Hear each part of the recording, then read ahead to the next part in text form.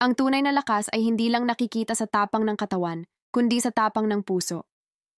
Kapag pinili mong ibaon sa hukay ang iyong mga takot at harapin ang bawat hamon, doon mo mararanasan ang tunay na kalayaan. Hindi ka na natatakot, dahil para sa'yo, ang matakot ay parang isang kasalanan, isang pagtalikod sa galing na inilagay ng Diyos sa loob mo. Pinili mong maging different, hindi na sumusunod lang sa agos ng mundo. Insensitive to any hurt, dahil alam mong ang sakit ay pansamantala, pero ang tagumpay ay panghabang buhay.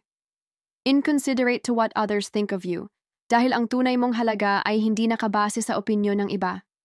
Intelligent. Loving. Not shy anymore. May patience, honesty, at positivity na gumagabay sa bawat hakbang mo. Hindi mo lang ito iniisip, ginagawa mo ito araw-araw. Nagpe-pray ka, nakikinig ka, nagsusulat ka, nag-e-ehersisyo ka, nagpapaalala ka sa sarili kung sino ka, self-affirmation, nag-e-edit ka, tumutugtog ng piano, nagbabasa, at pinapangalagaan ang cleanliness mo, ng katawan at ng isipan. Dahil alam mong ito ang mga ugat ng pagiging healthy, enthusiastic at confident. Ito ang tunay na fearlessness, ang lakas ng loob na tumindig kahit mag-isa.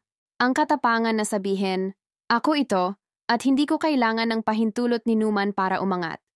So sa'yo na nanonood ngayon, baunin mo ang tapang, harapin mo ang takot, lumabas ka sa comfort zone mo, dahil sa dulo ng lahat ng yan, nandoon ang bersyon mo na pinakakahanga-hanga.